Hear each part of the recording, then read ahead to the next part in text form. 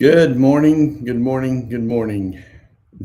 Douglas George, winner, chicken dinner, Doug George. That's funny. Good job, Douglas. Uh, the first one up. Martha, good morning. Good to see you. That's awesome. Dawn on Instagram, Monica, close second. Mark, Winona, good to see y'all on Instagram. Dominique on YouTube, and Sarah Sierra, winner, chicken dinner on Facebook. Chris Rigby, number 2. Today is Chris Rigby's birthday. Happy birthday, Chris. Chris is a stud player in our efforts here. Chris helps Robert out some and with the water wells that we dig over in Kenya, Africa. So Chris, we appreciate you. He's a faithful dude, usually on TikTok. Does a lot over on TikTok with baseball cards. But Chris, happy birthday, man. Hope you have a good one. Good to see everybody here. Hey, Clancy. Peter Falcone, good morning. All right. Well, yesterday was awesome. As you guys know, we met at Rudy's Barbecue for kind of church. Then I did a wood show with Shelly at Max's house in New Braunfels. Sold some. Wasn't a ton of people there. Weather was kind of iffy.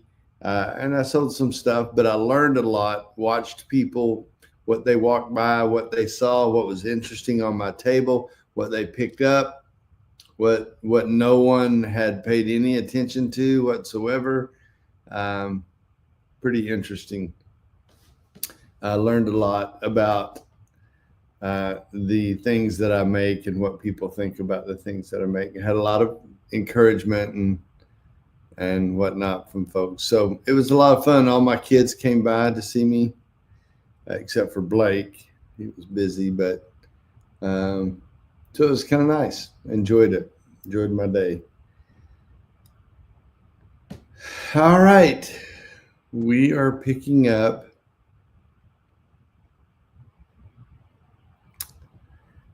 in 2 Samuel chapter 14, verse. I don't have a pair of glasses. I've got 14 pairs of glasses. I don't have one sitting right here. All right. I'll make do. 2 Timothy chapter 14, verse 18.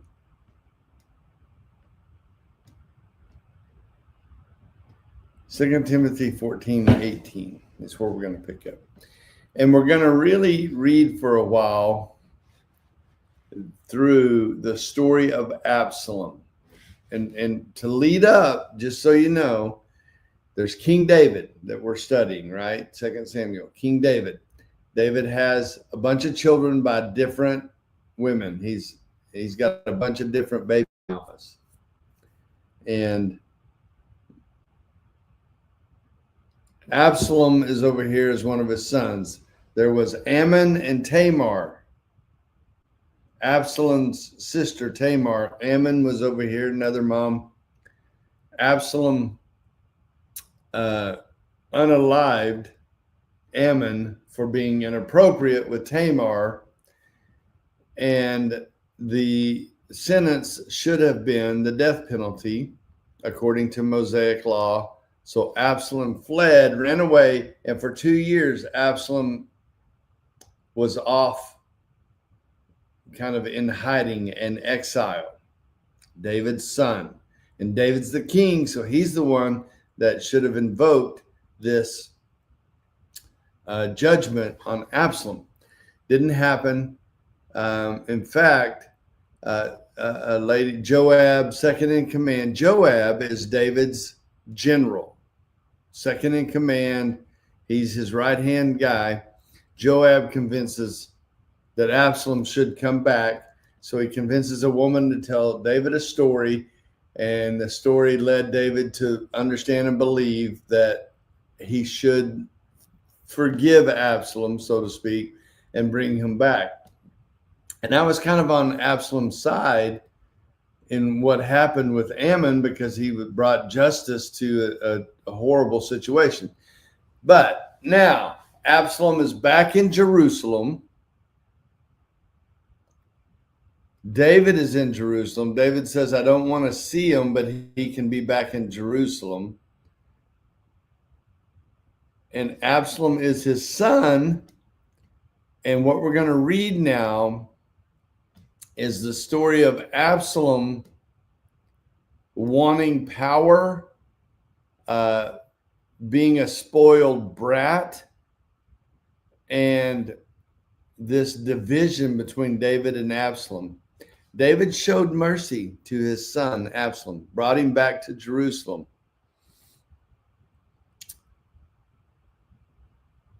What do you do whenever you've done the right thing and somebody still does you wrong?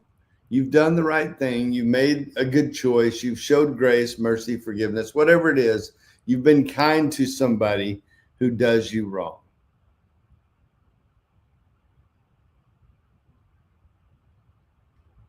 Verse 18, 2 Samuel chapter 14, verse 18. Here we go.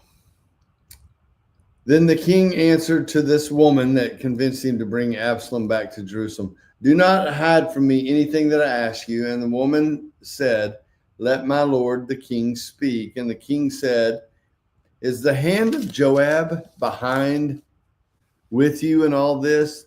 The woman answered and said, as surely as you live, my lord king, one cannot turn to the right hand or to the left from anything that my lord king has said. It was your servant Joab who commanded me. It was he who put all these words into my mouth. So I'm like, does that mean, is David going to be mad at Joab about this? Why did Joab do this? Does anybody have an answer? Why did Joab want this woman to say to David the things she said and get Absalom back home? Maybe I missed it. Does anybody know? Hey, Clint, good morning. Hi, Cheryl, Nikki. Does anybody know why Joab was so interested in getting Absalom? Was it just that he wanted the family all back together? I'm not sure. Verse 20. In order to change the course of things, your servant Joab did all this, the lady told David. But my Lord has wisdom, like wisdom of an angel of God, to know all things that are on this earth. Then the king said to Joab, behold, now I grant this. Go, bring the young man Absalom, bring him back to Jerusalem. And Joab fell on his face on the ground and paid homage to and blessed the king. And Joab said, today your servant knows that I have found favor in your sight, my lord and king. In that the king has granted the request of his servant.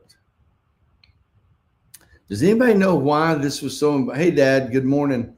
Does anybody know why this was so important to Joab? I don't really get it.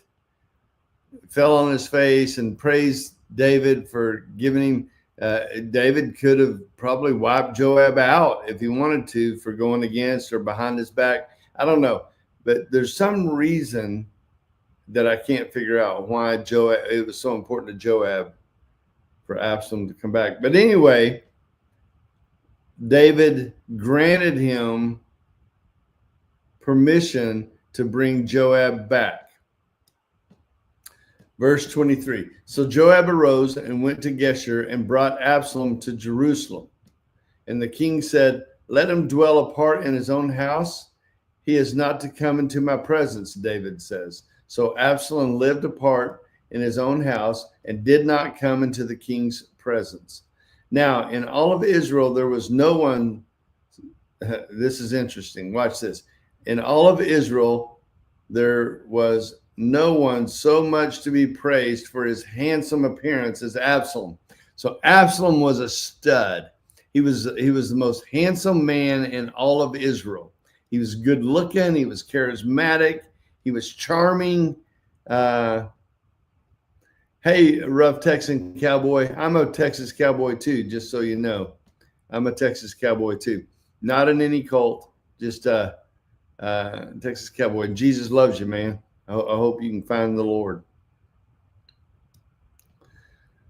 He was the most handsome guy in all of Israel. From the sole of his foot to the crown of his head, there was no blemish in him.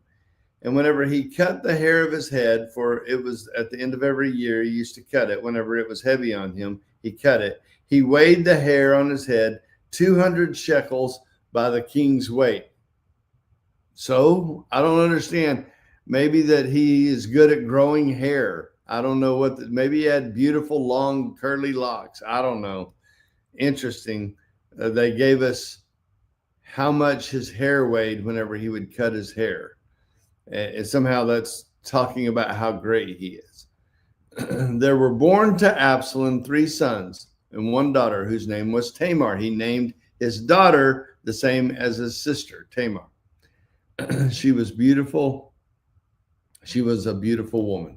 So Absalom lived 2 full years in Jerusalem without coming into the king's presence. Here's the spoiled brat, this Absalom. Okay, Absalom, you committed murder and got away with it. Be content. David let you back into Jerusalem. Be content. You have a wife and beautiful children, and you're a good-looking man. Be content. Be at peace, Absalom. Just rest. Say, good. This life I have is good. Are you that person that always wants more? I need a bigger house, a better car. I need more toys. I need more friends. I need more of this. I need to see my family more. I got to see my grandkids more. Whatever it is. Are you discontented?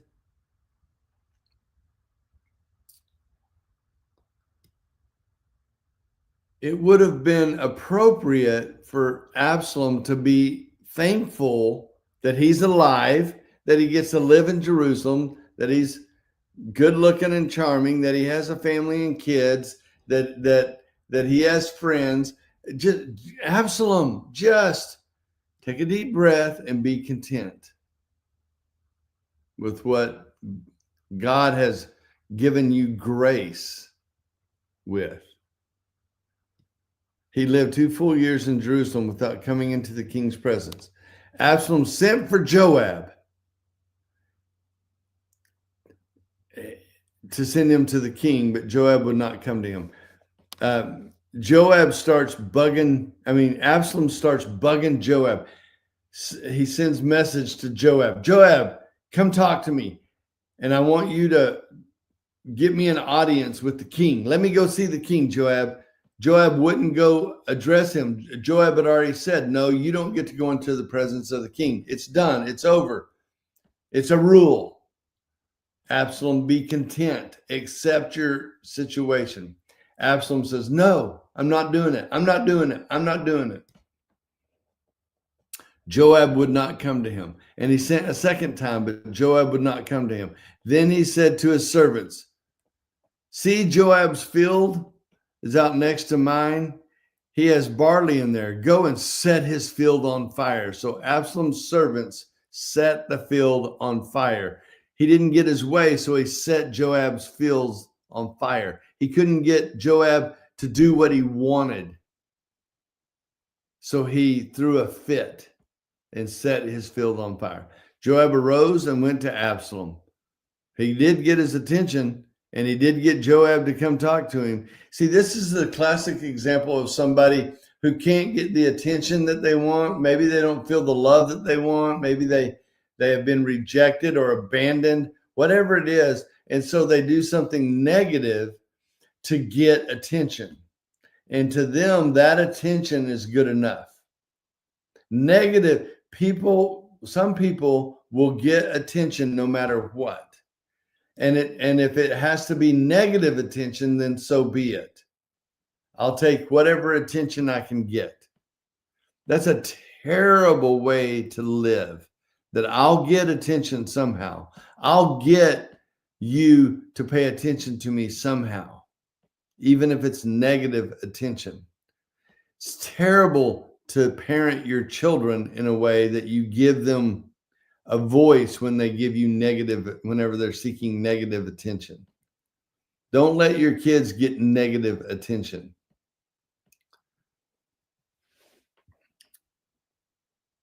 Well, that's what Absalom has done. He's created negative attention.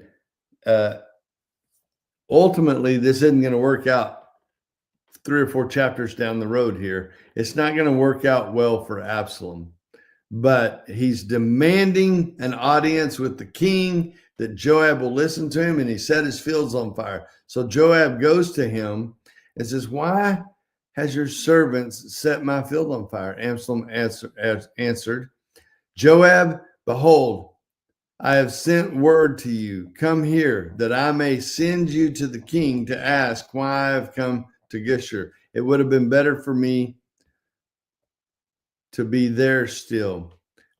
He's discontented. Absalom is not content. It would have been better just to stay where I was. Why am I here? Like a little baby laying on the ground, kicking and screaming. Kind of sounds like the president's State of the Union address recently. "Now, therefore, let me go into the presence of the king, and if there is guilt in me, let him put me to death." Then Joab went to the king and told him, and he summoned Absalom. So he came to the king and bowed himself on his face to the ground before the king, and the king kissed Absalom. Wow, it looks like we're going to have restoration. It looks like, hi, Shelley, good morning. Looks like we're going to have some restoration here. Chapter 15, let's keep going. After this, Absalom got himself a chariot and horses and 50 men to run before him. And Absalom used to rise early and stand beside the way of the gate. And whenever any man had a dispute to come before the king for judgment, Absalom would call to him and say, "For what city are you?" And when he said, "Your servant is of such and such tribe of Israel," Absalom would say to him, "See, your claims are good and right, but there is no man designated by the king to hear you." Then Absalom would say, "Oh, that I were judge in the land." There it is. There's the first sentence we get of what Absalom's real heart is. He's never content. He wasn't content that he stayed alive. He wasn't content that he got to come back to Jerusalem. He's not content that he got David to finally talk to him and I guess forgive him, and they're all good. And he gets to sit by the city gates. Now he's a man of stature and he gets to judge people coming and going through the city gates. It wasn't enough. It's never enough. Now he says in verse 4, 2 Samuel chapter 15, verse 4, "Oh, that I were judge in the land, that every man with a dispute or cause might come to me, and I would give him justice." It sounds like he just wants power and attention. He wants people to pay attention. He wants more and more and more. Is this you? Are you never content? Are you always wishing for more? Is it never enough? Are you never satisfied? I'm not loved enough. My spouse doesn't love me enough. I'm not making enough money. There's this issue of not being content that's a really ugly thing in us humans. I want to be now judge of the whole land. And everybody has to pay attention to me, and I get to tell everybody what to do. Verse 8, verse 5. "And whenever a man came near to pay homage to him, he would put out his hand, take hold of him, and kiss him. Thus Absalom did to all of Israel who came to the king for judgment." So Absalom stole the hearts of the men of Israel. It wasn't enough. So now he's charming everybody to his side, to him. Now everybody in the land loves Absalom. Now I have everybody's approval. Everybody and all of Israel likes me, and I'm adored. What does somebody who's not right in the head or not right in the heart, what does somebody do with that kind of power? Everybody loves me. Maybe I see this in pastors who are charming, and everybody loves the charming pastor because it's all going to be okay, right? And everybody loves you, and all of a sudden that power becomes something that Satan begins to use against you and against God. Verse 7, at the end of 4 years, Absalom said to the king, let me go and pay my vow now, which I have vowed to the Lord in Hebron. For your servant vowed a vow while I lived in Geshur to Aram, saying, if the Lord will indeed bring me back to Jerusalem, he did, then I will offer worship to the Lord. And the king said to him,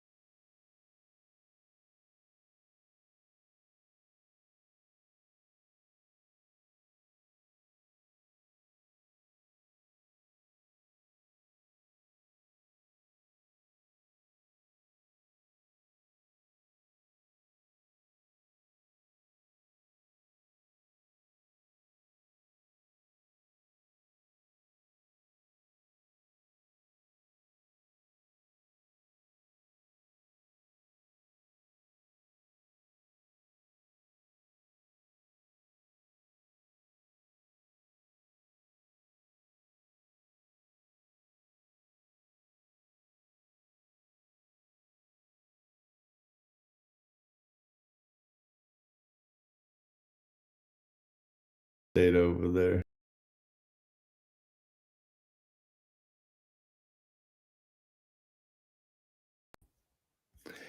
There we go. Hey, back up, guys. I can't get disconnected from time. I can get disconnected from time to time. I'm back up on Facebook. We've already prayed and closed. We're done for the day. Yeah, I jumped. My computer died. The battery went down. The charger I had on it, I guess, was not working. I switched chargers and I'm back up. But we're done for the day. We'll pick up there in verse 10 tomorrow, chapter 15, verse 10 tomorrow, and keep going. I just hope my encouragement to all of you is to find contentment today. Be content. Be content.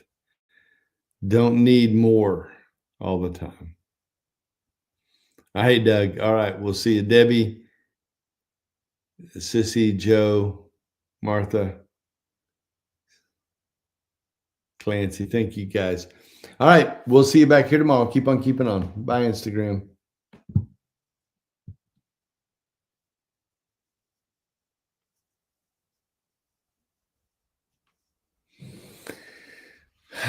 TikTok. Love y'all. See you tomorrow. I have not heard any updates on Flint. Sorry, Martha. Thank you for asking. I haven't seen any updates. I saw his sister posted that she was feeling like he was going to be okay. His grandmother, my cousin, posted a happy birthday to somebody else. So I'm assuming he is recovering and things are moving in the right direction. I haven't seen anything counter to that. So, all right. Thank you for asking. Love you guys. Bye, TikTok. See you tomorrow. Bye, Facebook and YouTube. My battery died on my computer and I just now got it back up, but I'm done. We didn't do any more. We didn't study anymore. So we'll see you tomorrow, verse 10. Bye-bye.